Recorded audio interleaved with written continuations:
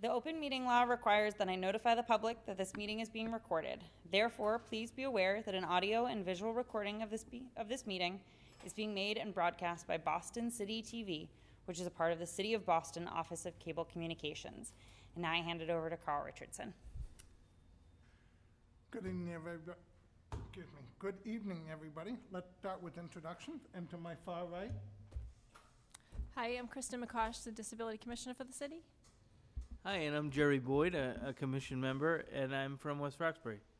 Carl Richardson, interim chair, and I'm from Brighton Center. Kyle Robidoux on the commission, and I live in Roxbury. Dircia Lebovskaya, commission board member, and I live in Mission Hill. Zaria Mirhosseini, and I'm a board member, and I live in South Boston.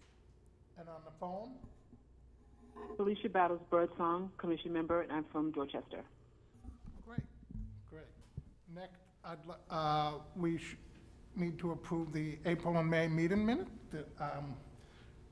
Do I hear any motion? I move to approve. Any second? Second. All in favor, signify by saying aye. Aye. All opposed? Aye. The ayes carry it. Minutes approved. Thank you. Next, we have, we're going to have three different groups present on different topics concerning the disability community. At the end of each presentation, I will allow members of the audience to ask questions specific to that presentation only. If you have any questions regarding the City of Boston Access or the Disability Office, we'll do that at the very end of this meeting. So first we have Liz Miller from the City of Boston, who will be talking about food access. Thank you. Hi everyone, good evening. I'll stand here so I can flip through. So thank you so much for having me. And again, my name is Liz Miller. I work in the Mayor's Office of Food Access, which is in the Health and Human Services Cabinet. And I am the Food Security Fellow there. And so just a little background on our office. So our mission is to improve equitable access to nutritious food with respect to physical accessibility. Oh, there it is. Physical accessibility, so can people get to the food that they need and want? Affordability, can they afford the food that they need and want? And cultural appropriateness, so are culturally relevant products available? And so this is a relatively new mission for our office. We've formally had this mission for about 2 years, but we're still sort of coming into our own. So it's a very exciting time for us right now.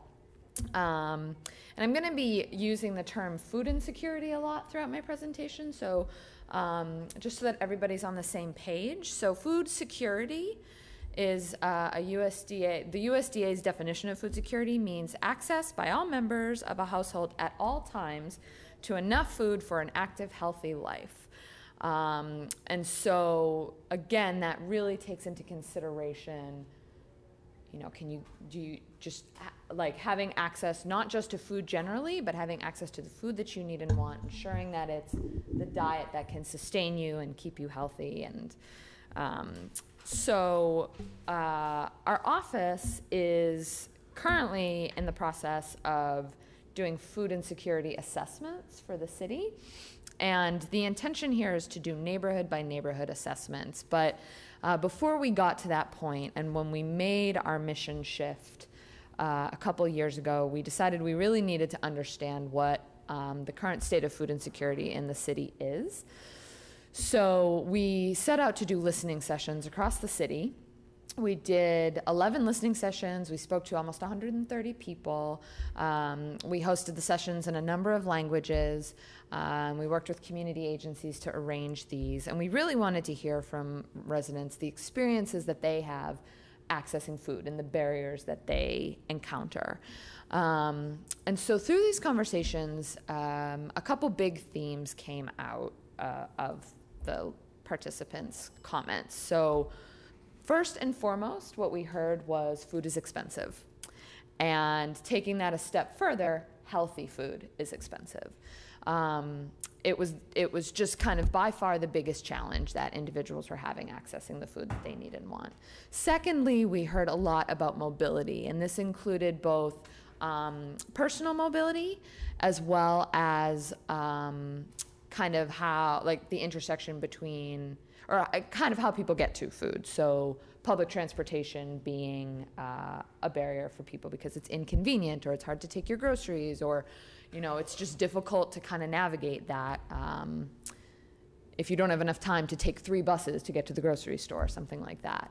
And then a lot of folks said, you know, I can't take the bus, it's not an option for me, and I need to wait until Saturday when my son isn't working and can take me grocery shopping. So kind of all these transportation barriers. So those were the 2 biggest things that we heard in our sessions: the cost of food and the ability to get to the food. We heard from parents, we heard from seniors, we heard from immigrants, we heard from everybody. And we, you know, these are just some of the quotes that we took away. And I think one of the most poignant ones for me is that the one sort of top right there, a mother talking about how one of her challenges is that her daughter doesn't like school food, doesn't want to eat school food. And for her, that's a really big problem because she can't afford to send her daughter to school with a meal every day. And so they would sit together at the beginning of every month, look at the menu because it gets sent every month, and choose each week the day when the school was serving the thing that the daughter liked least. And the mother said, okay, that's the day I'll send you to school with a meal, but that's the only day I can send you to school with a meal. So it was, you know, it's just very, you know, discouraging stories that we heard from a lot of families. So we're doing these neighborhood assessments now, and our intention is to really understand where food insecurity is most prevalent in the city. You know, are there gaps in resources and services that are creating it or contributing to it? Do the transportation components come into play in different neighborhoods?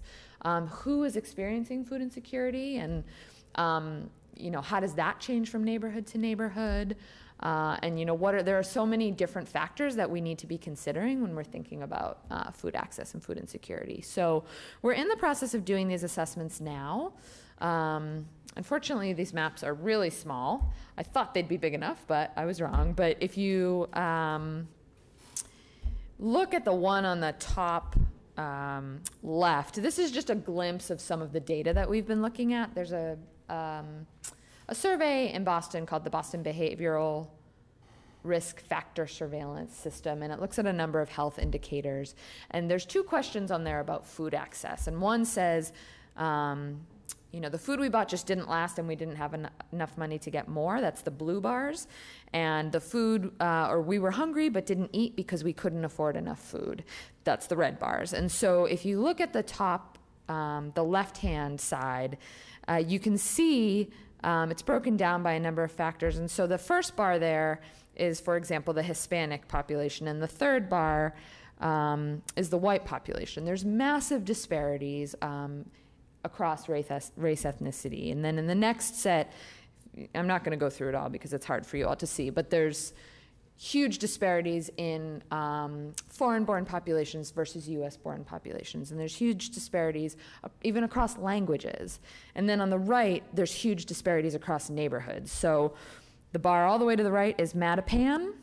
About 45% of residents said that the food that they bought just didn't last and they didn't have money to get more, whereas in West Roxbury, only about 12% said that. So we're kind of looking at all of these disparities and trying to understand what's going on and what we can do to address it. So we do have a Boston Food Access Council, and this group is helping us to think through strategies to tackle food access in the city. So it's a group of leaders from a number of nonprofits and some city agencies as well. And right now they are working through a strategy document that they developed that breaks food access into three kind of action areas. And so one is economic development and community wealth building, really thinking about, you know, how can we improve physical access in communities, increase opportunities to buy fresh produce in neighborhoods, and also increase the buying power of residents, because we can put the food there, but if it's not affordable and if the residents don't have the money to spend, then it's not a very useful change. We're also looking at community gardening and urban agriculture as opportunities for community building, as well as opportunities for individuals to grow their own food or grow food for their neighbors and sell it. And then we're looking at supporting and strengthening the safety net of programs that includes SNAP, that includes WIC, that includes summer meals and school meals. You know, we'd really like to move to a place where those programs aren't necessary, but we're a long way from that, and we can't ignore the value of those programs. So we're looking at how to support those programs through that council. So that council convenes quarterly. It's not up here, but the next meeting is September 13th, and it's open to the public, and you can get information on our website, which is boston.gov/food, if you're interested to join us there. One of the programs that we're very excited about in our office is a program called Boss Food Love. And this is really addressing that school food challenge that I talked about. We heard from parents in our listening sessions consistently, my kids don't like the food, and my kids don't eat the food, and it doesn't taste good, and it doesn't look good, and it's cold in the middle, and they, bite into it. So what we're trying to do, and then we heard simultaneously from Boston Public Schools that they really struggle to get input from students and parents on stuff like that. So this program is to try to marry those two things. So we will be convening a coalition of parents and students, and it's an opportunity for them to provide input to us on ways to improve school food and how to engage kids in the cafeteria and get them excited about trying that new and improved food, and get them excited about trying fruits and vegetables and just kind of buying into the program and really taking ownership of it. So that coalition work is the biggest piece of this program, and we'll also be doing a plate waste study to look at the food that is going into the garbage cans in the schools, because what we're hearing from janitors is they throw away entire garbage cans full of food every lunch period. So we're very excited about this program. It's starting in September. I have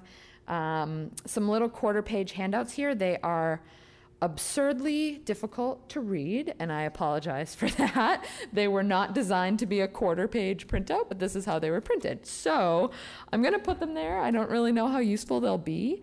I'm also going to put some of my cards up there, because if anybody is interested in attending this coalition, if you or somebody you know is a BPS parent or has BPS children, we really want your input. So I'll put these up front.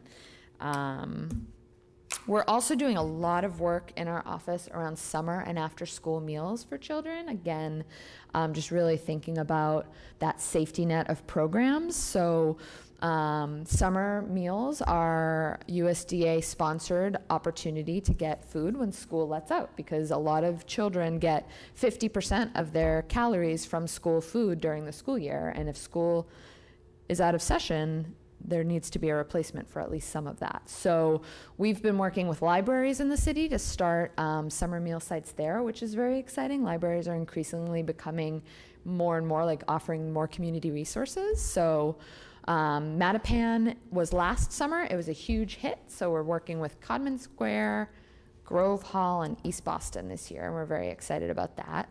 We also have a summer meal site here in the city, in City Hall, I should say. We will be working in a number of farmers markets this summer, and we'll also have some summer meal sites at 3 Boston Housing Authority locations.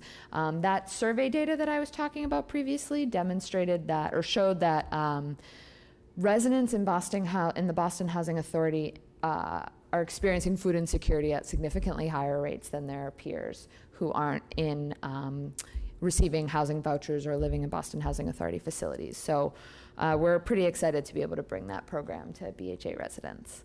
And we'll also be working with doing some after school meals programs, and really these summer and after school meal programs. Our goal is to increase capacity of our community partners to offer these resources. So we're really supporting them through the process. We're not providing the programs. We are supporting these community partners to provide the programs, the community partners who really work in the community and know their neighbors. So it's really about capacity building for these two programs, and we're kind of helping them through the very complicated USDA program, like applying, getting all of the everything in place that they need in order to even offer these meals. The The Healthy Incentive Program is a very exciting, looks like you are familiar with it. It's a very exciting program that has been getting a lot of great attention. It's a dollar for dollar SNAP match. So the state received $3.4 million from the USDA to offer this match. And SNAP is formerly known as food stamps. So it's a dollar for dollar match on fruits and vegetables purchased at farmers markets, mobile markets, CSAs, and farm stands. And residents or individuals can receive $40, $60, or $80 depending on their household size. And they'll receive, so essentially the way it would work is, let's say you buy $10 in tomatoes. Your SNAP card gets swiped for $10, comes off of your card, and then $10 goes automatically back onto your card. And that money can be used to buy anything that's SNAP eligible. So meat, eggs, bread, cheese. It's a very exciting program. So it's a state administered program, but our office supported the rollout of it in the city, helping farmers get set up with the technology they needed to offer the program and doing outreach as well. The program was so successful that what was supposed to be a 3-year program ran out in 10 months. They ran out of money in 10 months. It was a big deal. Everybody was really upset. But we just received word today that the program will continue on past June of this year. And what will happen after that is we're not sure. They're working on trying to get it institutionalized into the state budget. But what it meant for our office is it really demonstrated the demand for fruits and vegetables, because there are voices out there that try to say that individuals who struggle with food access aren't interested in eating healthy food. And this program plainly demonstrates that that is not true. And our listening sessions demonstrated that that is not true. So while it was a bummer that they ran out and the program's a little bit on rocky footing right now, it is an exciting demonstration of the value of programs like that. So we're excited about that. And then we do a lot of other work with farmers markets to just promote them in the city as places where residents can find affordable, locally grown produce. There are a lot of other matching programs offered in farmers markets to make it even more affordable. So this is really just a promotional campaign that our office does to support local agriculture and to support kind of the economic boost that farmers markets can bring to different neighborhoods. So that is called our Farm Fresh campaign, and the flyer that's up there, you may have seen it's on buses everywhere, and there's billboards all over the place. So it's a very widespread campaign. And I brought with me, and I'll put them up here as well, the farmers market schedule for the city for this year. And some of these are potentially going to change, but this is the current schedule. So you can find an updated schedule on our website if it changes, but I'll share that up front. And then our office last year developed this very beautiful food resource list and map. And this was the result of community health centers saying to our partners at the Boston Public Health Commission, we get a lot of patients coming to us saying that they need food, and we have no way to refer them. There's not really a good referral system right now. A lot of our partners are working on that, but including the Greater Boston Food Bank and Project Bread. But there's not really a good formalized way to refer individuals who need food when they are in healthcare settings and it's clear that they need food.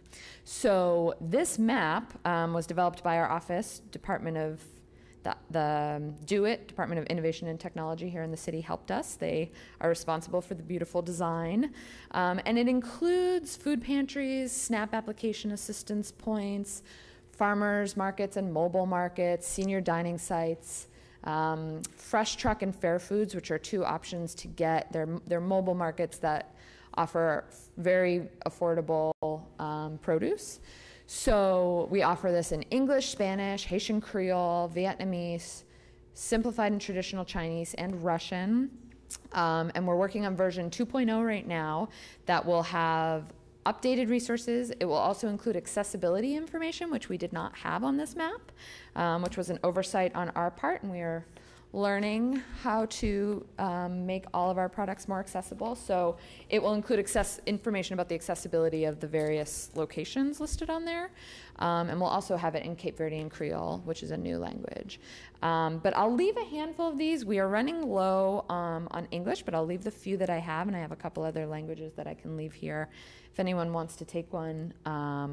But version 2.0 will be ready in about 2 weeks. And I'll leave my card because if you or somebody you know works at a place that might want to distribute these, we distributed 17,000 last year, and we're still getting requests for more. So it was clearly a very useful resource for a lot of people, and we distributed it almost entirely through our partner organizations. So I'll leave my card in case you know anybody who might be interested in that.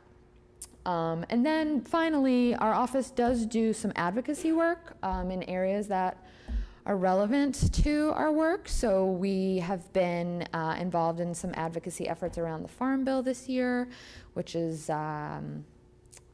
not looking great right now. The House bill was not very good. They're trying to slash a lot of things, and we've been trying to make add our voice to the number of voices that are trying to really protect and expand the Farm Bill. There's a number of state programs we're advocating for. Breakfast in the classroom is a big one.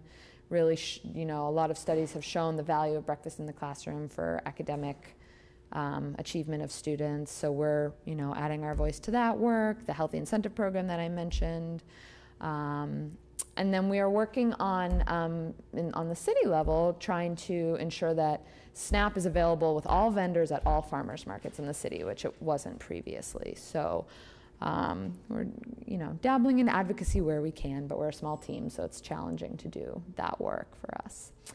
And that's it. And that was a lot of information. So I apologize if you're overwhelmed, but I'm happy to take any questions if anybody has. Any questions from the commission first? Yes. Oh. Can I just make a quick note? I apologize, board. All the materials that Liz has talked about, so the PowerPoint and a couple of the handouts that she has, will be sent out to you after this meeting or tomorrow morning. I apologize that we didn't get that stuff out. We had a different city department planned, and Liz generously offered to fill in at the last minute, which is why we don't have the materials. So it is forthcoming, I'm sure. So I apologize for that. Liz, I have a question. Sure.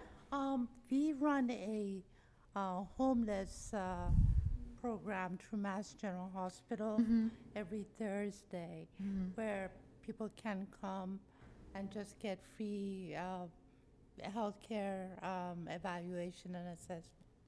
I'm wondering if you're working with any of the hospitals or shelters where a lot of people might need access to this kind of information. Yeah, we have worked with the Boston Public Health Commission has a homeless bureau. That's not the appropriate title, but I'm blanking on the name of it. But we've communicated with them. We've distributed this map through them. They received several thousand copies.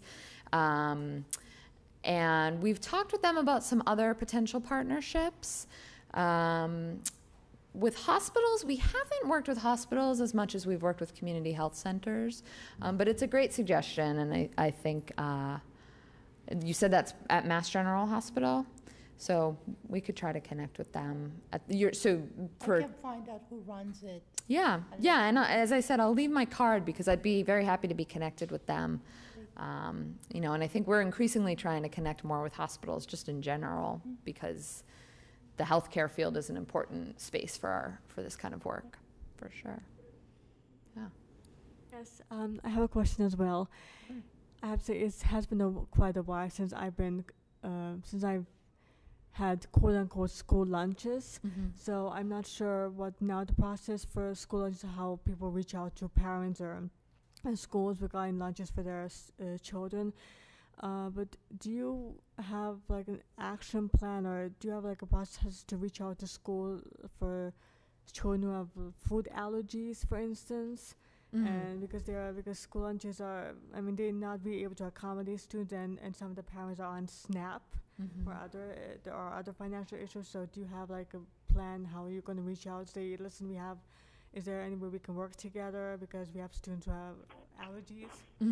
Yeah, so we work, the program I mentioned, for example, we're partnering with Boston Public Schools Food and Nutrition Services on that program. So they are the ones who would be responsible for making sure that they're accommodating allergies.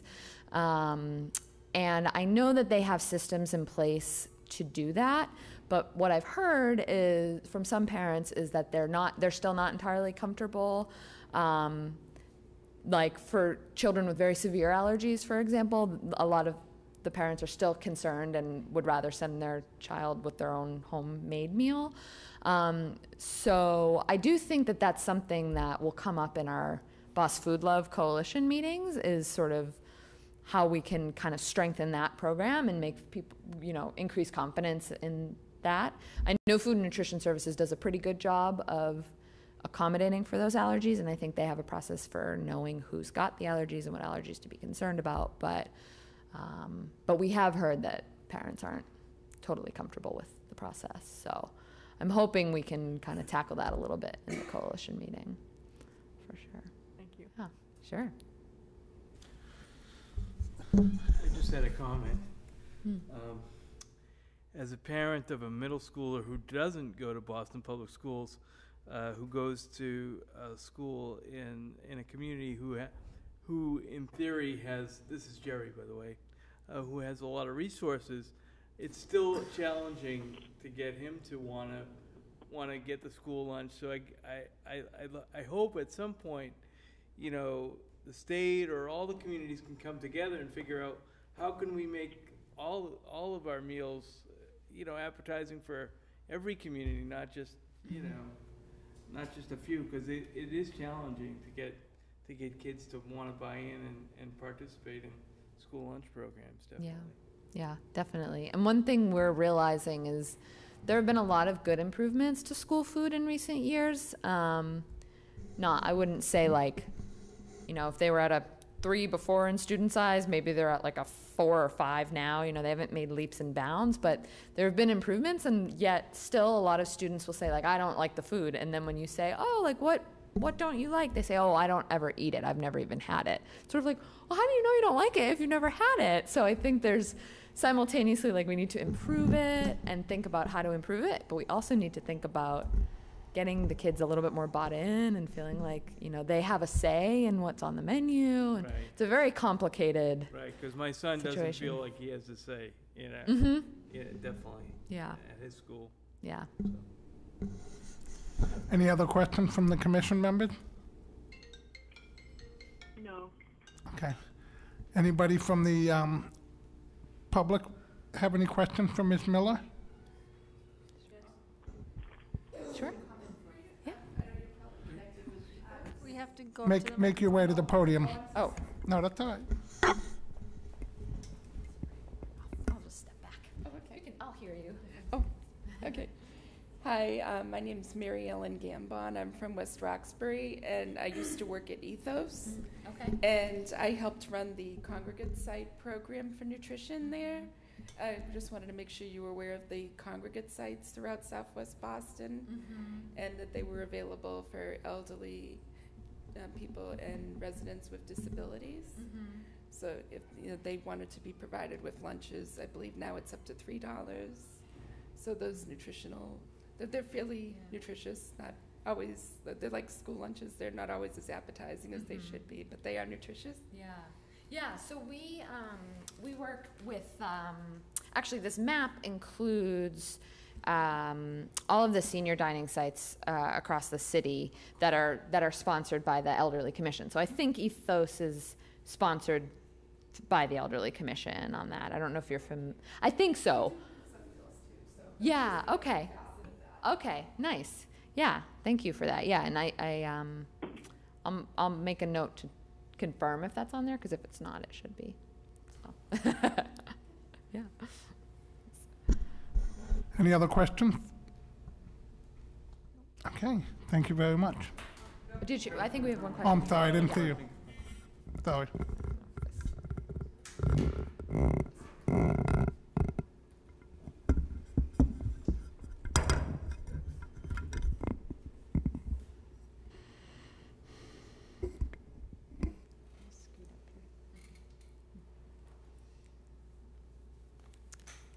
Hi, Elizabeth Dean Clower, Back Bay. Thank you very much for that presentation and for the breadth of all the different ways you're helping bridge this need. I had just a couple quick questions. That program in the schools about something with the garbage or trying to salvage the food that wasn't eaten sounds great. I know issues, and this might be my ignorance, but I know I've heard in the past that things like restaurants aren't allowed to do that, that there have been problems with lawsuits but I didn't know if any of the settings, the commercial settings that, just as we know that there are things even within supermarkets that will say day-old bread or something, it has to be labeled. But I just didn't know, is there any facet of that to do with, if not restaurants, but commercial enterprises? I know as a tangential issue that I think it was the FDA, or there was some force wanting to have labeling be standard of even things like best by, use by, expire, that obviously those have different meanings. And I also don't know if there are rules that govern that. If from a store, if they are selling products that say best by a date, or if there's any restriction on their end, versus we all know that to look for expiration dates. But anyway, so just any of those issues. So I should clarify that the school program, we're not actually doing anything quite in that space. The waste component that I mentioned is a look at what's being wasted, but with the intention to adjust the menu so less is being wasted. But the concept you're talking about is frequently called food rescue, so taking food that would be thrown away otherwise and repurposing it, or giving it away or whatever. And there's something called the Bill Emerson Good Samaritan Act, which protects those who want to donate food from, assuming they do so in good faith, from, if somebody were to get sick from it, it protects them from that liability. And I know a lot of restaurants and a lot of stores are starting to donate food to various programs that will repurpose food. There's a store in Dorchester called the Daily Table that offers a lot of really great healthy products, including a ton of fresh produce at very affordable prices. And when they opened up, their intention was to do just that, to do food rescue.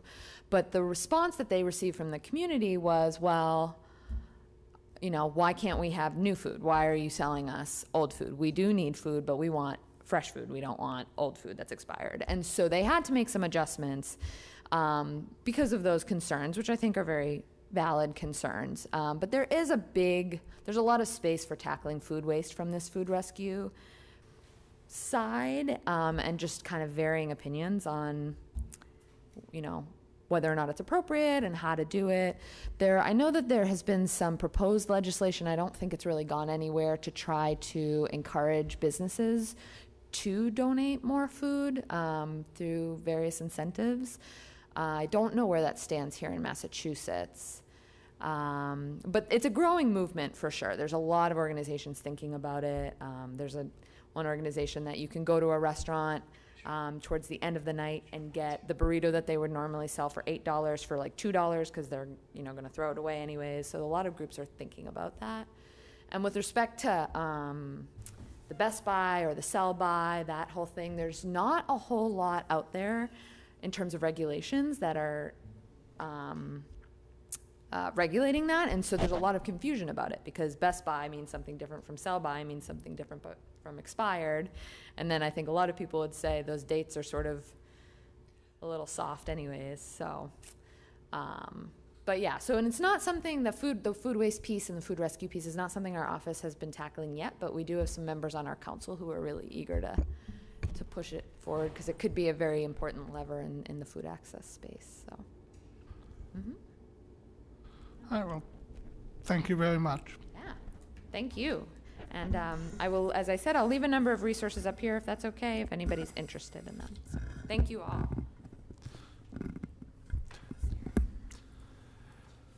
Next, we have a presentation from the Parent Professional Advocacy League. Bless you. Bless you.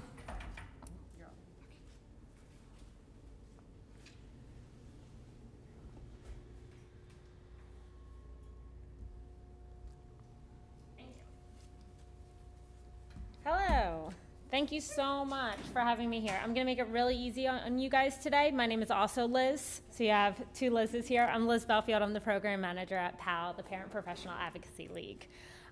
Thank you so much, Commissioner and Commission members, for letting me talk to you today. And just to give you guys, I just want to introduce you to who PAL is and what PAL does, and hopefully just foster a relationship between your commission, the public, and our organization. So PAL is the Parent Professional Advocacy League is a statewide nonprofit, grassroots, that helps children, youth, young adults, and their families that have mental, emotional, and behavioral health needs. And we do this through advocacy, education, and partnership. And I'll kind of break that down for you guys. That's our mission there. And we really just want the entire state of Massachusetts, especially Boston, of course, to make sure that children, youth, young adults, and family members are getting the support that they need for emotional, behavioral, and mental health issues. We are a statewide organization. We have an office in Boston right across the street, and we also have an office in Worcester, and we are a nonprofit, and we're family driven and family run. So what that means is that more than half of our staff and half of our board members have a children, youth, or young adult with emotional, behavioral, and mental health needs. We're part of a couple of different federations across the nation. I'll kind of go into that a little bit more. But I really just want to talk about, I don't want to waste too much of your time. I know you guys have a long agenda here today, but I just want to talk about what we do. Right now in the country, 1 in 5 youth aged 13 to 18 have or will have a serious mental illness. That's pretty high rates, especially when you think about the average delay between the onset of mental health symptoms and intervention right now is 8 to 10 years. So 8 to 10 years, if you broke your arm and waited 8 to 10 years for treatment, that would be unheard of. But right now, kids, especially kids, but youth, young adults, and adults are waiting 8 to 10 years before intervention and consistent access to services. And I know if any coalition or commission in Massachusetts and the country is going to care about access to services, it's going to be you guys. Like Liz was talking about, access to food, access to mental health services is so vitally important. So PAL does a whole bunch of things. I'm going to blow through a lot of these really quickly. I do have our program sheet up here for you guys. I thought I had more with me. I just came from another meeting, another presentation, so they must have taken more than I thought. So I can definitely bring some more by for you guys. And all of our handouts, more information is up on our website, pal.net.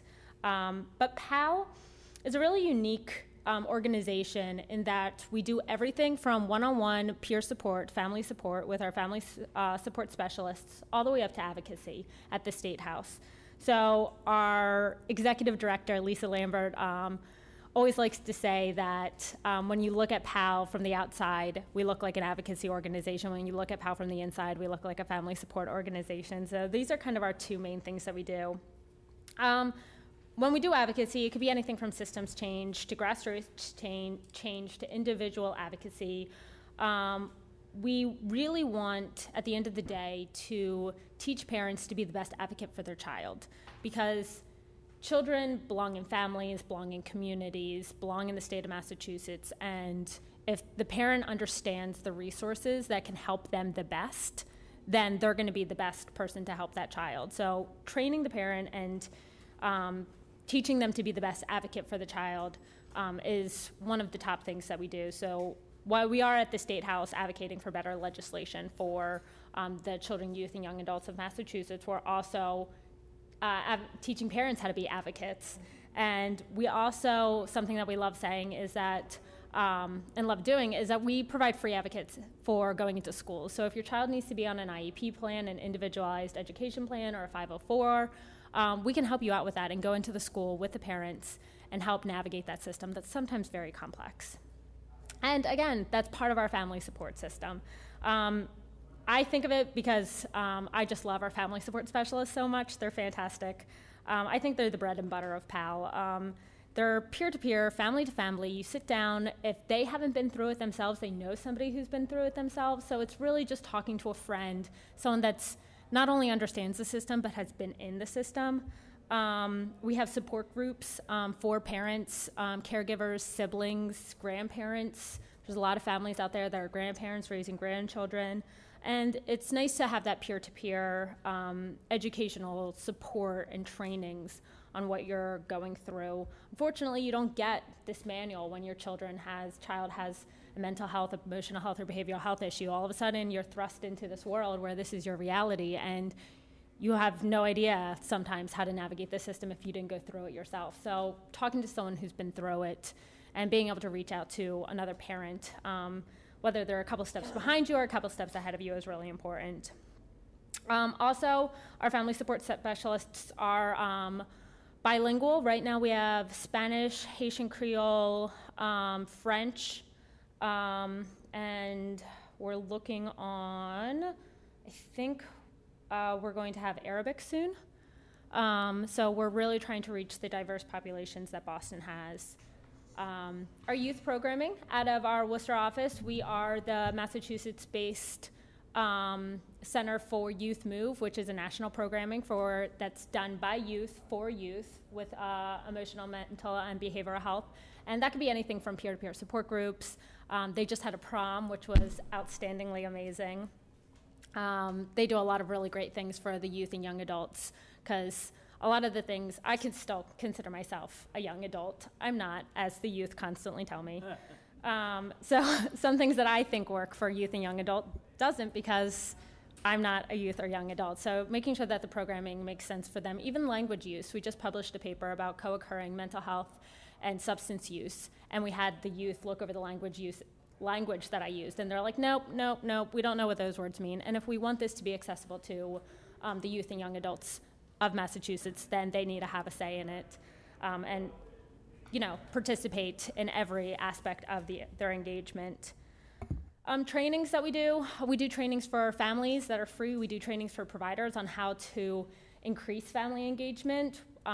We're working with Boston Children's Hospital right now to do a training for nurses on what happens when your child is in crisis and you go into an emergency department. Again, if your child breaks their arm and you go into emergency department, those nurses know exactly what to do. If your child's having a mental health crisis and they go into the emergency room department, sometimes they don't. And we have some horror stories about them just not treated the way that they should be treated. So we're working with nurses to make sure that they understand all the things that go into when a child's in crisis, and not triggering them further and de-escalating the situation. Right now, unfortunately, I've got a pretty terrible statistic at MIMH saying that 65% of boys and 75% of girls in juvenile detention have at least one mental health issue. So our detention centers are full of children with mental, emotional, and behavioral health systems in the juvenile justice system. And is that the best place for them? Maybe not. We really need to work on diverting youth with mental, emotional, and behavioral health systems out of the juvenile justice system, making sure that school to prison pipeline isn't full of these kids that really just need extra care and services rather than a jail cell. So right now we have our family support specialists going into the courts with the families, talking to the judge, talking to the probation officers, letting them know what other services are available in their community. We're really trying to keep kids in the community, not sending them out of state, not sending them to another place, making sure those community supports are there for their kids, and making sure that making sure that they're on the right treatment system, whether that is the juvenile justice system or whether that's mental health services or community-based services or faith-based services or whatever makes sense for that family and that child. Research is one of the things that I do. We find out from our family support specialists what's going on. They've got an ear to the ground more so than some of our other staff members. They hear what's going on with our families every day, and then they bring up those issues with us, and we try to figure out a way to quantify that information and put it into a language that's accessible to a lot of different people, whether that's infographics, whether that's pictures, whether that's posters, whether that's, we just did a bunch of bookmarks for Children's Mental Health Week to get that information out there.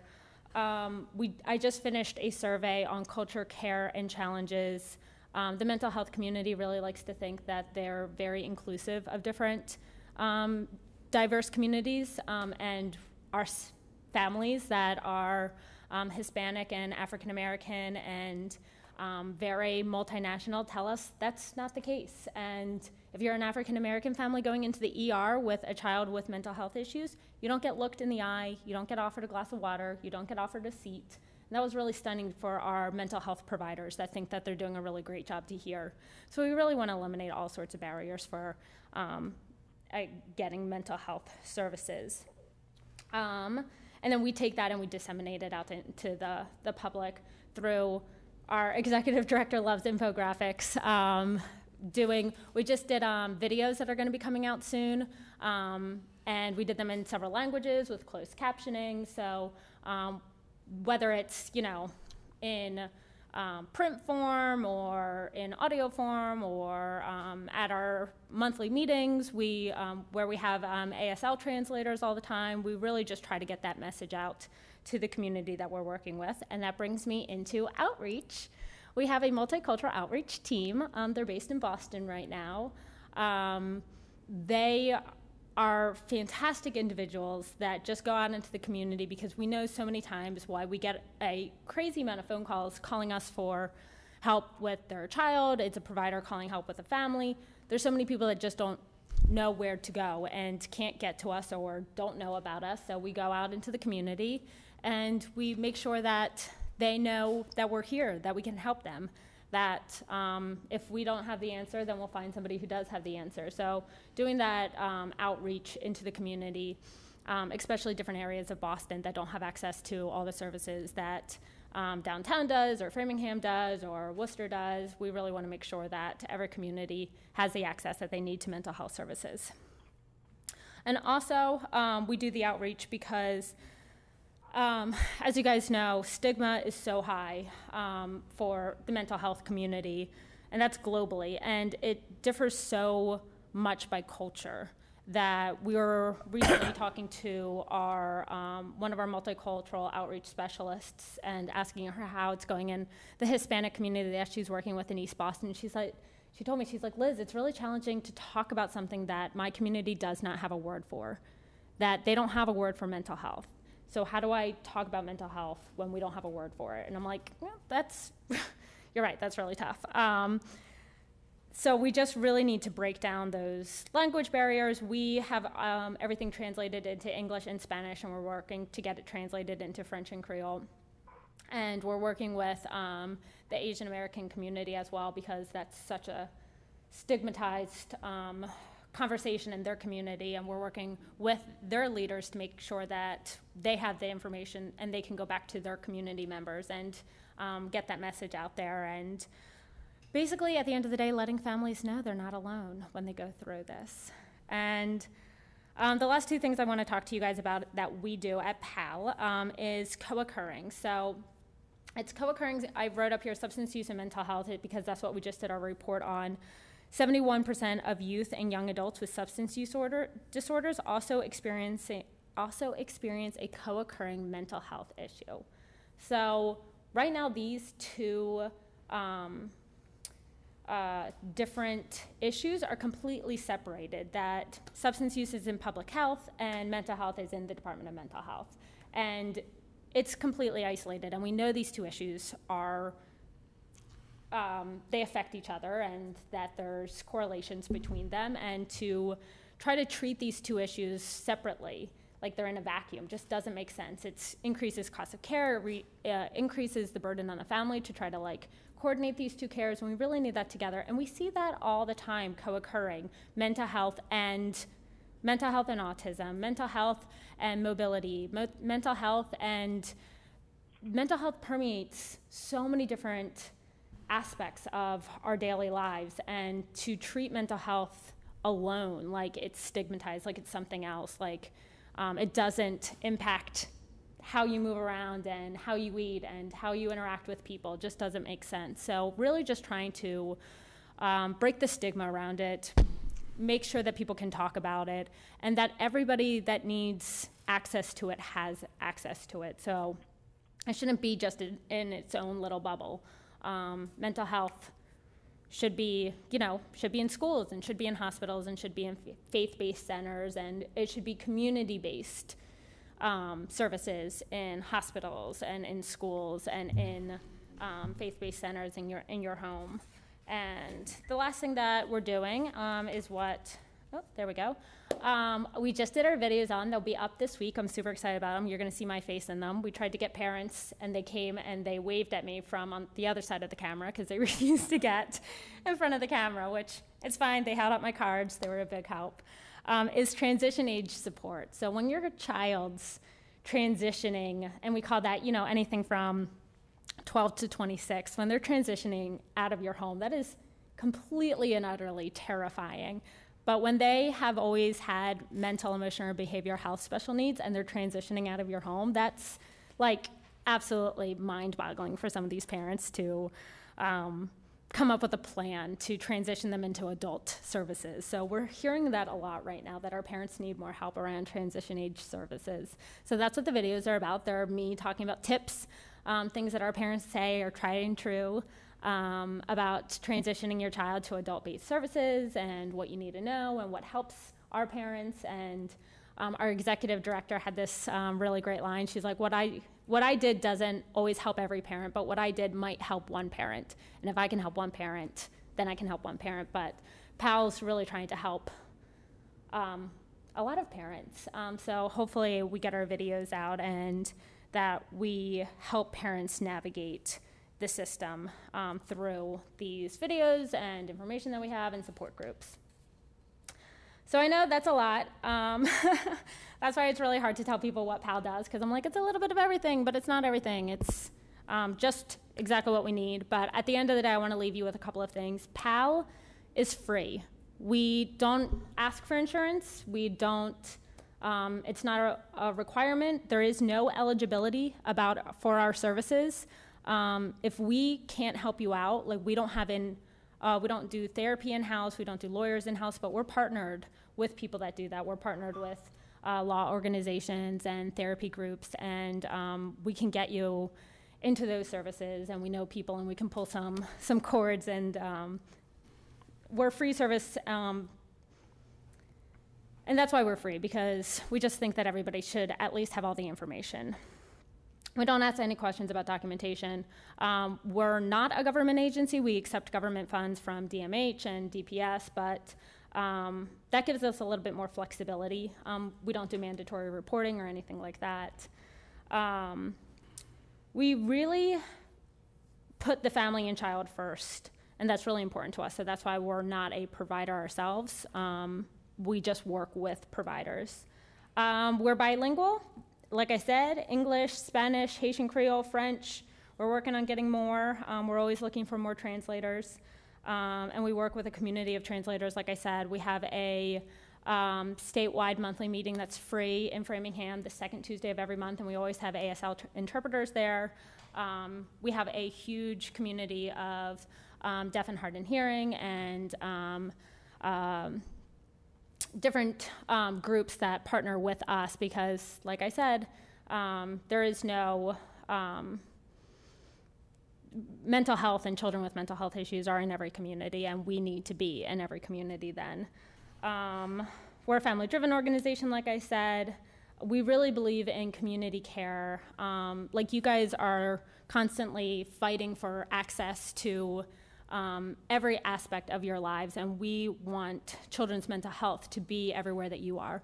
So when you're out in your community, in your school, and out in your community, in your hospital, and out in your community at your faith-based organizations, and out in your community at your grocery store, like that's where we need to be too, because that's where your child has a mental breakdown or has a crisis on the floor of the grocery store, or walking down the street, or in your home, or at your faith-based organization, and that's where we need to be too, to help you out with that. And it does sound simple saying that children live in families and families live in communities, but it means, that's what like I said, it means community-based resources and supporting families in your own community. And treatment options that are culturally and linguistically applicable for everybody. And family engagement and family involvement, family-driven. we're not just some higher ups that think that we have all the answers. The families have all the answers. And we're here to make sure that all of our programming is guided by that family voice, that parent voice, that grandparent voice, that sibling voice. And it's tailored to the community. So I have a couple of slides about our youth move, which is just really awesome, but it's based out in Worcester. And that is all I've got for you guys today. So if you have any questions, I would be happy to take them. And again, all of our information is on our website at pal.net. And again, thank you so much for letting me speak today. I really appreciate it. Thank you. Any questions from the commission members? Yes. No. I have a question. Sure. Just a quick one. The answer is probably obvious. Do you also work with children who have ADHD or equivalent? Oh, absolutely. Yep. We work with ADHD, ADD, bipolar, schizophrenia, anxiety, social anxiety. If it's under, we used to just say mental health, now we say mental behavioral health, now we say mental emotional behavioral health. Basically, if you think it falls under there, then so do we. And if you need access to services, then we're your guys. Thank you. I'll definitely get your information. Thank you. Yes, please. Absolutely. Anybody else on the commission? Just a quick comment. I was glad to hear you mentioned access to language many times. I was glad to hear you specifically mention the deaf and hard of hearing community, because they struggle with access to mental health services because of their lack of access to the English language. So I hope that's something you guys continue. Absolutely. We use closed captioning on everything that we do visually, and at every meeting we have some great connections to the ASL community and translators at everything that we do, because again, we hear from so many different communities that half the battle is getting access to the information. They're able to make the decisions for their child if they have access to the information, but if your first language is Spanish or Arabic or French, or if you're, ASL, or if that's your language, then you can't get the information to make the best decisions. So we need to make sure that barrier is not there, so you can make the best decisions for your family and for your child. So absolutely. Any questions from the audience? And we'll only take 2 questions in the interest of time.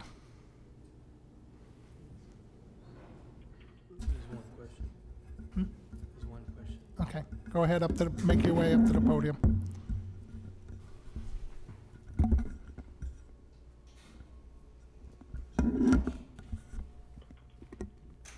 Hi, thank you for your presentation and the importance of cultural competency, or if we know in the disability area that mental health issues, psychiatric issues, etc., have a stigma that in certain societies, it's even in a more difficult place.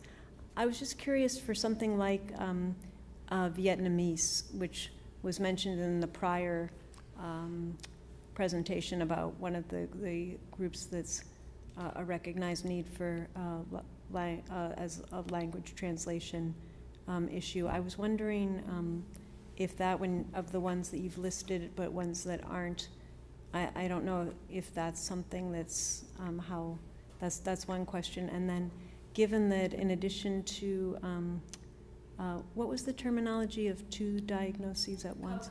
Co-occurring. That often I know that a child might have something like, perhaps say autism, but there could be something else, and again, trying to get them the services. So I think what's happening is very important, but I think there are certain communities, particularly either based on language or the IEPs, that also have to be in place by a certain age 9 or whatever it is, that in order for families to benefit, that I hope if that word can keep getting out, that would be great. Absolutely. Thank you so much. Yes. So the Asian American community has been especially difficult for mental health professionals, just because the stigma there in their communities tends to be stronger than in other communities, and that's saying so much because stigma is strong everywhere.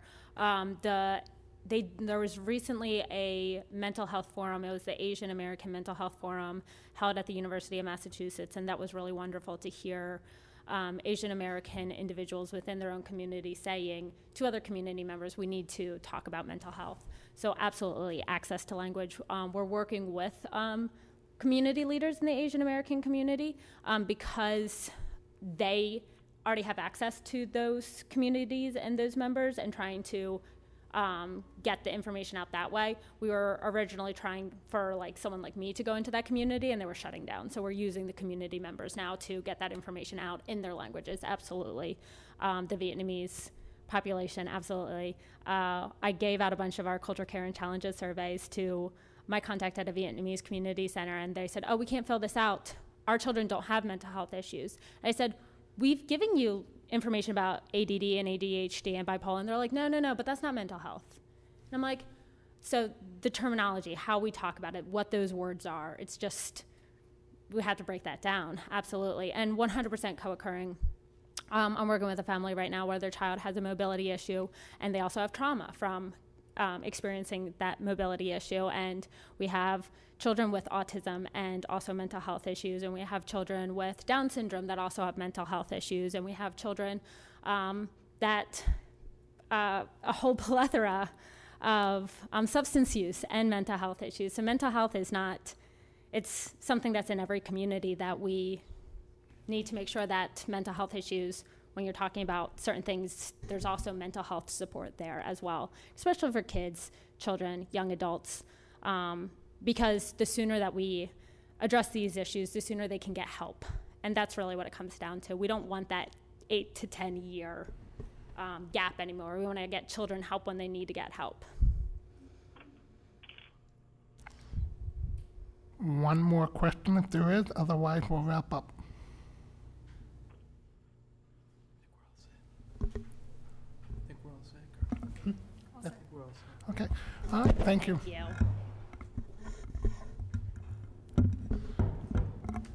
Next is Catherine Quigley from System-Wide Access for the MBTA.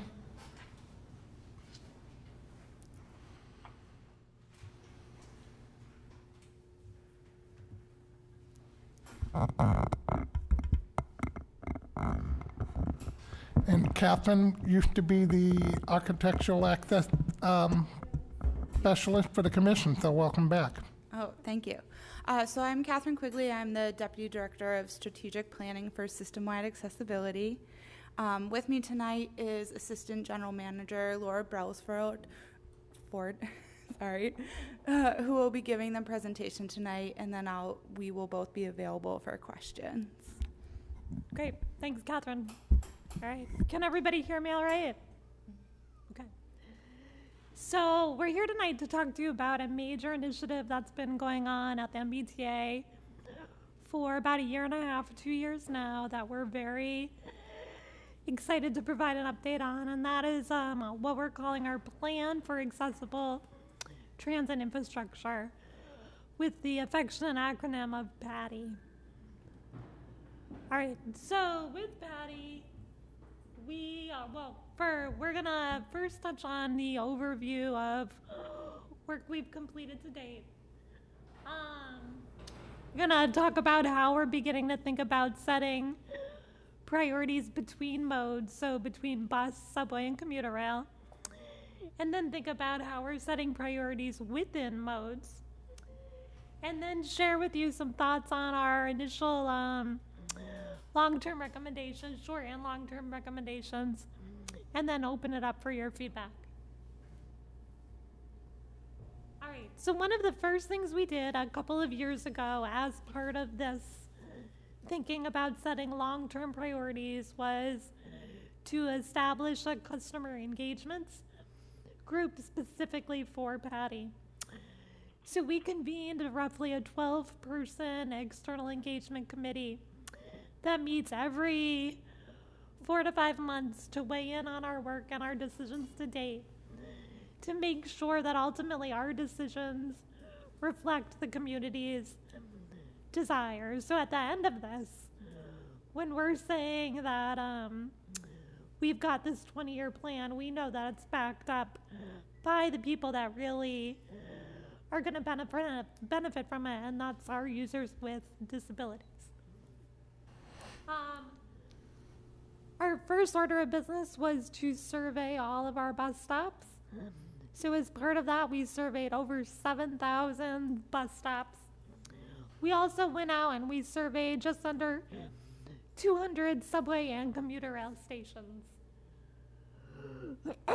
We are currently in the process of developing the criteria for how we identify priorities and how we rank either stations or bus stops. And then getting that information out to the public is going to be our final step. So this is a really quick snapshot of the barriers that we found. Within our bus stops, I don't think any of this will surprise our average rider. We found a tremendous amount of issues. We found just over 200 stops where we called them critically inaccessible.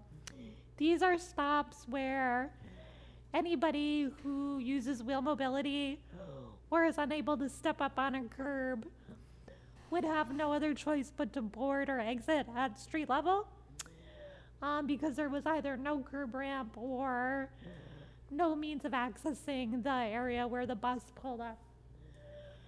So I'll tell you more about that in a second. In addition to those critical stops, we identified about an additional 900 that we've marked as high priority stops. And those are stops where there are at least 2 significant barriers to accessibility. From either a wacky cross slope to a super narrow landing pad, there are at least 2 issues within the stop that made it really difficult, in our opinion, to access the stop safely. I want to point out one thing here that's important to know about our bus surveys. We did not limit the surveys to just between the front and rear signs. That was certainly our initial assessment. But then we took it a step further to look at if there was a crossing within 200 feet. We evaluated that crossing too.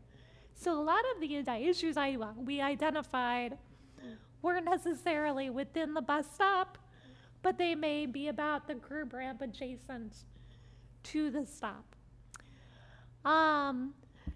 So in terms of subway, we certainly already had a handle on which stops were fundamentally inaccessible. We only have 3 or 4 underground stations that are not accessible today, which is great. But we actually have about 30 Green Line surface level stops that are not accessible. So we knew that going into the surveys. But what we found when we looked at our quote-unquote accessible surveys was that there were a number of issues even within our accessible stations. So issues regarding sidewalks or door force or the height of call boxes, the quality of ramps. We were able to catalog a lot of issues that potentially are barriers for our riders within our accessible system. And the same goes for our commuter rail stops. We identified a lot of issues with detectable warnings, ramps, mini-high platforms, and canopies.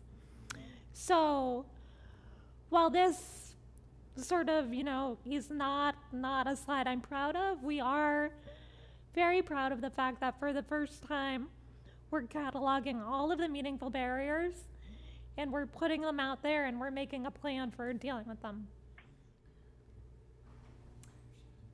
So when we're looking at all these barriers, sort of the next step is to think about, well, where are we going to start? Should we start just with bus? Should we go to commuter rail? Is subway the most important? So what we did was we started, based on feedback from our community working group, we really took a look at, well, where is our ridership? Let that be one of the main drivers. And what you'll see between these pie charts is that our bus network really is the backbone of the T. It carries the most riders. But the difference between the pie charts is the slide on the left is for all general ridership, just every rider lumped together, where the slide on the right is just folks using reduced fare. Is that right? Yeah. So either folks using a reduced fare senior Charlie card or a TAP Charlie card. And what you'll notice is that bus becomes even more important for folks using reduced fare. So subway is important for everyone, sort of the core red, orange, blue, and green. Bus is important for everybody, to a lesser extent for the general ridership. And commuter rail, especially for people with disabilities, is sort of the least utilized mode. So that gave us reason to start really thinking about making sure that we focus, we put a healthy amount of attention on our bus network. Okay. So looking at these bus stops, we thought about, all right, well, how are we going to prioritize within these 7,000 stops? And actually, this ended up being relatively easy because, like I mentioned, we were able to score stops based on the number of serious barriers within each stop. So again, we had just over 200 stops we deemed as critical, those that really need to be dealt with as soon as possible. Just over 900 that are high priority. A ton of stops that we said were medium level priority. So those are stops where somewhere between the adjacent crossing and the second bus stop sign, there was at least one significant barrier. And then a handful of stops we thought were in great shape. Okay. Laura, can I ask, all those bus stops, are they in Boston or is that Greater Boston? They're all over the place. Oh, so outside of the city also? So that stop outside of the State House was deemed a critical stop. Oh, no, sorry, outside of the city limits? Oh, outside of the city, yep. So they're all over. It's so there's system-wide. definitely a lot of stops in the city. And so that's one thing we'll talk about at the end is we're now able to, we're still working out the details, but we're able to run reports city by city and route by route. So the Boston report is a little overwhelming just because you all have so many stops.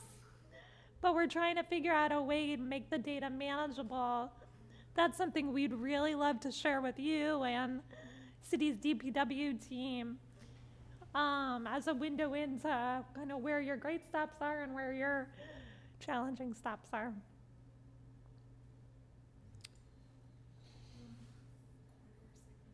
All right, so the other way we're thinking about prioritizing bus stops is looking at key corridors. So outside of the PATI initiative, our bus operations and service planning departments are looking at exploring other ways of improving bus service. So I don't know if you all have heard about this, this new sort of interest in doing dedicated bus lanes. There's one that was just piloted in Roslindale. People are really excited about it. It makes the bus service travel much more quickly. So the T is looking at really high ridership corridors and thinking about things it can do to improve service along those corridors to make service faster, more efficient, more accessible. So one way we're also thinking about prioritizing what stops to fix first is really looking along those corridors and coordinating improvements with our colleagues in bus operations and service planning. All right, so we're gonna hop away from bus for 1 second and talk about stations, now how we think about station priorities, whether it's on the subway or whether it's commuter rail. So luckily there are a lot fewer stations than there are bus stops, and they're much farther apart, obviously, so they serve distinct neighborhoods. So we began pulling all sorts of different data sets, trying to answer one question. If we made the station fully accessible or solved significant issues within that station, what station, if we did it first, would be the most positive impact on our riders with disabilities? So we had some of our data-focused colleagues pull a bunch of different metrics for us. So we started just by asking, what stations get the most ridership? Then we asked, what stations have the highest density of seniors and people with disabilities living nearby? Then we asked, show us the ride data near that station. Are there lots of ride pickups or drop-offs there? With the thought that if that station became accessible, maybe folks would use that station instead of feeling they needed to rely on the ride. We also really wanted to make sure we were not prioritizing investments in particular neighborhoods, so we said we really want to keep an eye on prioritizing stations in minority neighborhoods. And then we also wanted to give sort of a negative score to stations if there was another great accessible option right next door. So we created this sort of master Excel chart with all of this data, and we're able to put in different weights for each category. And we played around this with our advisory committee and basically came up with a weighting system that gives us a rough sense of what our priorities could be.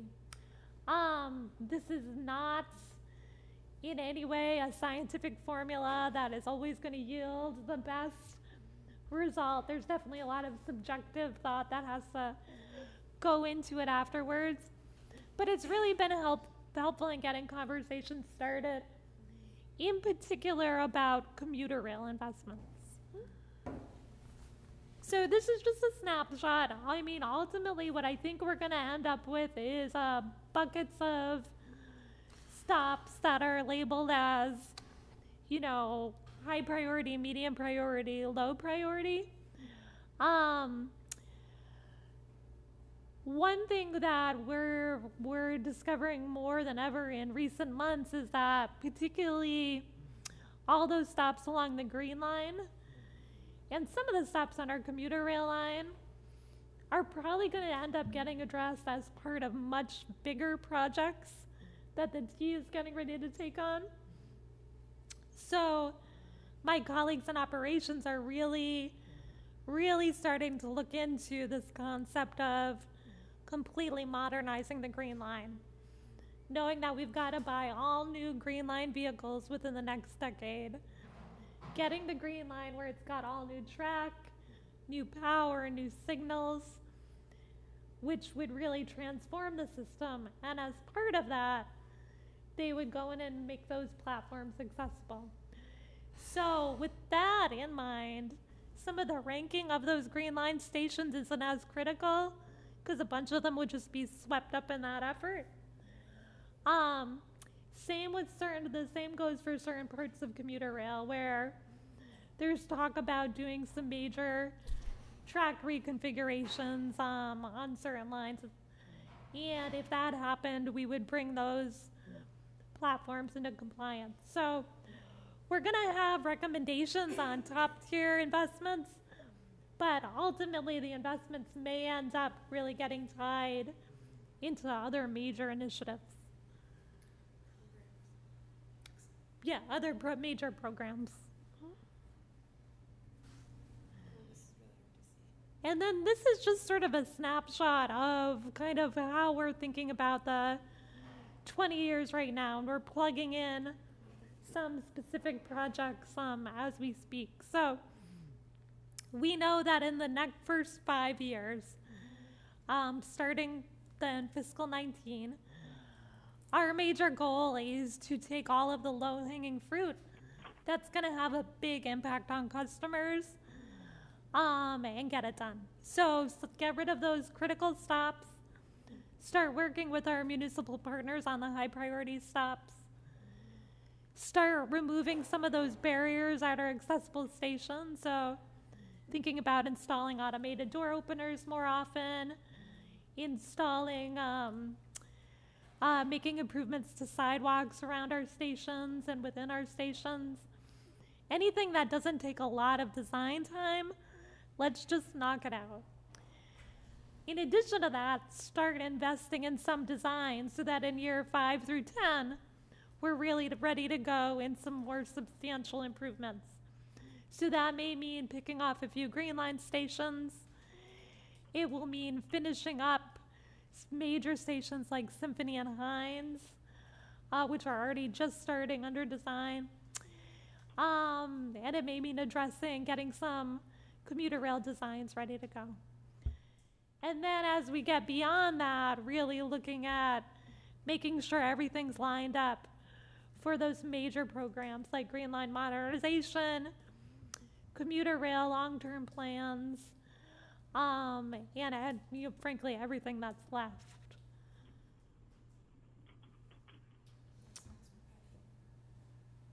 So again, sort of where do we go from here? We are, within the next 3 months, going to be kind of pulling together all of our project level recommendations. So instead of just saying we're gonna handle our low-hanging fruit, we're gonna actually lay out recommendations for what that is. And we're gonna try and tackle that through year 1 through 10. And then we're gonna put that out to the public, get some feedback on that, and then really work to just get those investments funded and underway. We already have a significant amount of funding earmarked for bus stop improvements and station improvements. So we're really ready to go for year 1. We just need to make some final decisions on priorities. So I think Catherine and I really just want to use tonight as an opportunity to kind of get more feedback from our ridership and city leadership on what we should be thinking about, any concerns, how you might want to leverage data we already have to work together, things like that. I'm curious about how did you identify places you mentioned in near where seniors and people with disabilities live? Because that was something that I'm interested in doing. So where did you get that information? So we worked with CTPS to gather census data. What's CTPS? Central Transportation Planning Services. Is that with the T, or is that a state agency? I believe it's a state agency, but they're in 10 Park Plaza. Okay. Right. They're part of the, I believe they're part of the Mass Department of Transportation. Okay. So they identify like senior buildings, or is it where people live who've identified that way in the census? I don't believe that they are looking at individual buildings, but I think it's looking at census data. Okay. Yeah. I'd love to get that information. And then we'd also like to follow up on a way we can work to make the sidewalks and curb ramps Yeah, no, I think cohesive that's, with the bus stops. in terms of those city reports, that's, Yep. I think we're, Absolutely. that'd be great. Yes, I have a question. I have a comment and a question. So I was looking at your chart, and I was looking at the Green Line chart specifically. I actually live on the Green Line, and I live. So my stop is Fenwood Road, and I have to say Fenwood Road and Mission Park, and I don't know what other station, but they are wheelchair inaccessible. I mean, you can't get on it with a wheelchair, and I mean, I wasn't really thinking much about it, but especially Fenwood Road, it's the traffic is crazy. And I remember I was trying to get on the train or get off the train, and I was actually having a heavy cart with me. And I was talking to the driver, like, can I get out at this stop? He said, no, you have to take a bus then. And I was calling the MBTA, and they said, you have to use the bus to get on to go wherever you need to. And I just thought, okay, if I'm having this problem with my cart, but others who use a wheelchair will probably have the same issue. So I'm just wondering what is gonna happen, because the bus doesn't only goes to a certain point. But there's traffic, there's a curb cut, but even that is impossible to pass because Please pardon parking. People are parking there. Less than 3 So it's just crazy there. Press star 1 now. Yeah, that's regarding the Green Line. And if you want to get on the Green Line, you have to actually go to Brigham and Women's Circle. I mean, that's what I learned the hard way. And I just wanted to mention that. And my question is, I also saw you were mentioning the commuter rail. I'm just curious. I see that only 5% wheelchair users use the commuter rail. Is there a reason for that? The ride doesn't. Is it because people use the ride, or why is that? Do you know? Is the question, why is the ridership so low for tap card users on commuter rail? My question is, well, I don't know, maybe that's the question, but I just thought that the commuter rail was only used for 5%. Of people with disabilities? Yes. And I was wondering, is that because they use mostly the ride, or why is that? Well, so that's a really great question. So I think there's two reasons. One is that we think it's higher on other modes because there's a higher concentration of people with disabilities living in areas that are closer to the city, that are not out in the suburbs. And the commuter rail is a significantly more expensive option for travel. And I think that those of our customers that are low income, and we know there's a huge overlap between people with disabilities and people who are on the lower end of the socioeconomic status. I think it sort of makes sense that they end up really being represented in our bus and subway ridership more. I also think the second reason is that our commuter rail data is definitely not perfect. The Charlie card technology that's available on bus and subway does not work the same way on commuter rail. So as many people know, when you get on commuter rail, they still punch your ticket. It feels like you're in a different era. So there's a lot less accuracy to the data. There's a lot of estimates. That doesn't apply just to disability ridership. It applies to all ridership on commuter rail. It's just not perfect. It's an estimate. There's lots of different ways they make that estimate, but it's still an estimate in the end. When we begin upgrading our fare collection system within the next year and a half, that will change dramatically and we'll get much better data. But for now, we take what it is with a grain of salt. I mean, anyone who's using a tap pass actually isn't even recorded on the commuter rail, right? So I just show them my pass, and they don't scan it, tap it, nothing, right? So that data is just non-existent for that. They just give you the reduced fare. Yeah. That'd be great when the system's updated. That will be useful information. Any other questions? And at some point, if you'd like to schedule them for a presentation, they'd be happy to come over. That would be great. Thank you. Yeah, it's probably a little premature, but they really love talking about what's around the corner. Okay, great. Any other questions from the commission? Nope. Okay. 2 quick questions from the public, and please keep it specific to the presentation. If there's anybody who has any questions for either Ms. Belford or Ms. Quigley. One person. Barry, you can go up to the both podium. people, actually.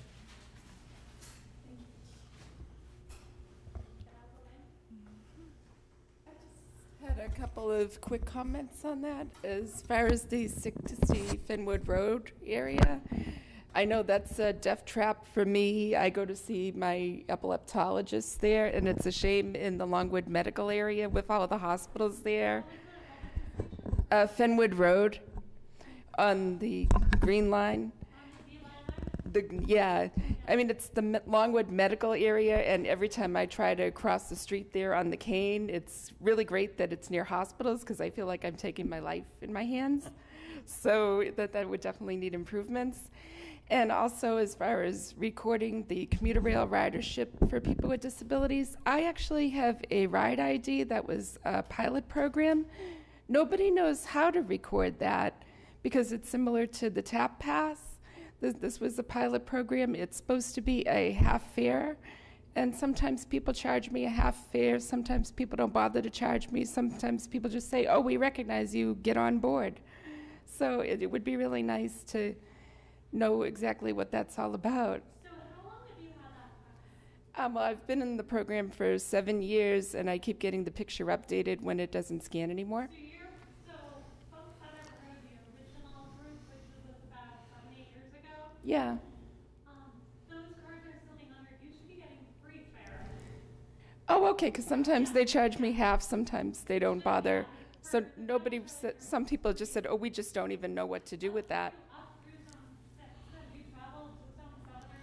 Oh, no, I usually just go as far as Stoughton. And at different stops, they tell me to get on the platform or stay on the ground. So if I stay on the ground at Stoughton, they wave at me and say, ha ha, you missed it, and I have to wait 2 hours for the next train.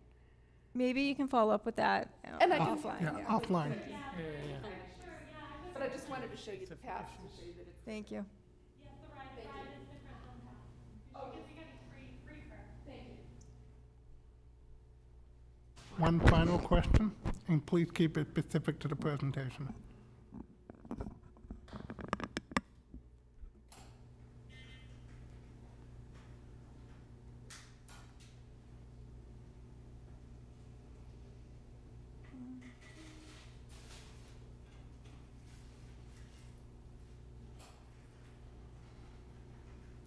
Elizabeth Dean-Clower, Back Bay. I thank you for the presentation. I don't know if this is included. Is the commuter rail out to Worcester part of what, is that a separate entity than the other commuter rails? So the commuter rail from Boston to Worcester, that station is part of the MBTA commuter rail network. So that station was assessed as part of this. Because I haven't used it. I don't know the status of it on the Worcester end, but I do know that for people, at least with mobility issues, that things like the ride don't go out that far. Right. That it, even with transfers that now happen at Newton Wellesley, if you're going to other parts within that, but that I used to participate in academic work over at UMass Worcester, the medical school.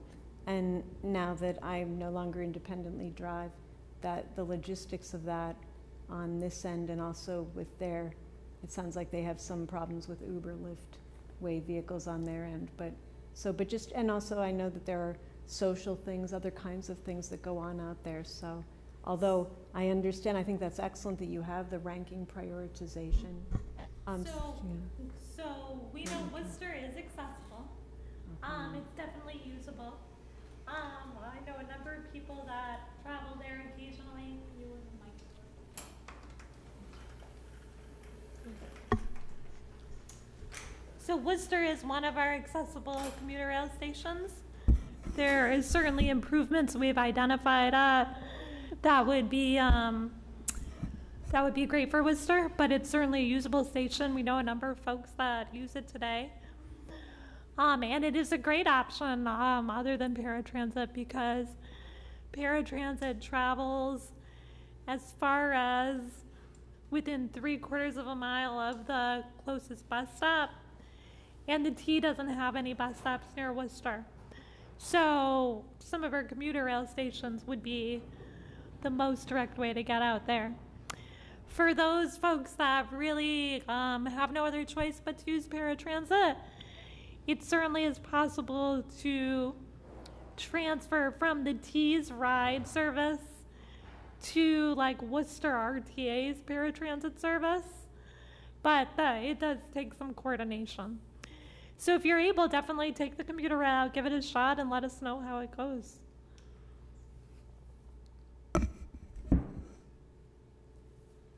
All right, well, thank you. Thank you. Thank you, Laura. Thank you, Catherine. And we'll be in touch from the City of Boston side to set up meetings.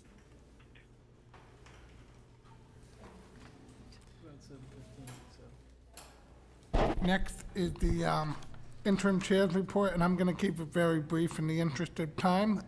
Just to say that the legislature has about 1 month left of formal session, and it's still not too late to contact your legislator if you have any concerns. For instance, the budget for next fiscal year is still not out, and there's a $2 million difference between the House and Senate budget for the Mass Commission for the Blind. There's an $8 million difference between the House and Senate for the rapid transit, for public transportation. So it's not too late to contact your legislator if you have any concerns. They're only in session for about 4 more weeks, and then they're out of session until January because it's an election year. There's also the architectural access. I don't believe those have been reported out of committee yet. So if you have any concerns, please get in touch with your legislator over the next few days to express your concern for any disability-related matters you have questions or concerns about. Great. And one more thing. Commissioner Sainer from the Mass Commission for the Blind sent a letter out saying that his contract will not be renewed and that he will be leaving as commissioner of the Massachusetts Commission for the Blind at the end of August. Next is Commissioner McCosh's report. Thank you, Carl. The only thing I want to report is that our ADA Day celebration is coming up about a month from this week. It's July 24th. It's Tuesday from 12 to 2, and we welcome everybody to attend. It's on City Hall Plaza. It's a free event for families and individuals with disabilities. We have food and information tables. It's a lot of fun. You can network. You can meet old friends. Get a nice T-shirt with a design from our talented staff. So we welcome everybody to come to ADA Day. Thank you. What time is that again? It's from 12 to 2 on Tuesday, July 24th. Thank you. Rain or shine. Free Hopefully hot dogs? shine. Free hot dogs, free drinks, free water. All I care about. I'm Great. kidding. Anything else? Nope, that's it. Okay. Next is the architectural access report from Patricia Mendez. Thank you, Carl. Good evening, everyone. To follow up on the ADA Day, we have flyers here on the table, and we also have information on our website. I just want to report on the great tool that we developed recently, our City Hall Plaza accessibility checklist, and it is enable us to communicate with the event planners effectively and to have all the information in one place and to flag potential issues. So we're very happy with the results so far. And that's it for me. Any questions? The checklist was the presentation that Sarah gave last meeting. So like Patricia said, just to follow up, it's been very helpful for us. Everyone who applies to hold an event on City Hall Plaza fills out the checklist. So we get to see if there are stairs, if there are narrow aisles, if they have wheelchair accessible seating at any food areas, if they have a program, if they'll have ASL. So it's been super helpful, and the whole city has embraced it. So I appreciate my architectural staff work on that, and hopefully it will improve access at events on the plaza moving forward. That's awesome. Great. Yeah. Thank you for doing that. Thank you. Any questions for either Commissioner McCosh or Patricia from the commission members? No. No? No? Okay, great. Thank you, Patricia. You're welcome. Next is old business. Any old business? Jessica's going to the podium. Huh? Jessica's going to the podium. Oh, boy. What old business you got for us, Jessica? Yeah, I've just got an update. At the previous board meeting, the board voted to write a letter to BCYF, and we'll have that ready for you at the next meeting. Okay. Thank you. Thank you. What was that on again, Jessica? That was the one that was advocating for more inclusive programming and more adaptive sports, and also an invitation for BCYF to come and speak to our board about the opportunities that are And present. who was supposed to write that letter? I believe John Winsky and myself. Okay, all right. So we will work on that this So maybe coming we month. can have it for the July 23rd meeting? Yep, that's the plan. Yeah. I'd be happy to help with that too if needed. Great. Wonderful. Thank you, Kyle. All right, Kyle, please note Kyle volunteered to write it. Noted.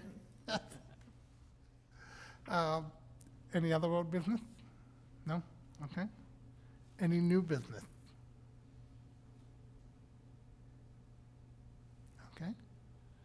Any public input? If so, make your way up to the podium. I think everybody's tired. Okay. Do I hear any motions to adjourn? So moved. Any second? Second. All in favor? Second. Aye. All opposed? Unanimous. Meeting adjourned. Thank you, everybody. See you on July 23rd. Thanks, Carl. Bye.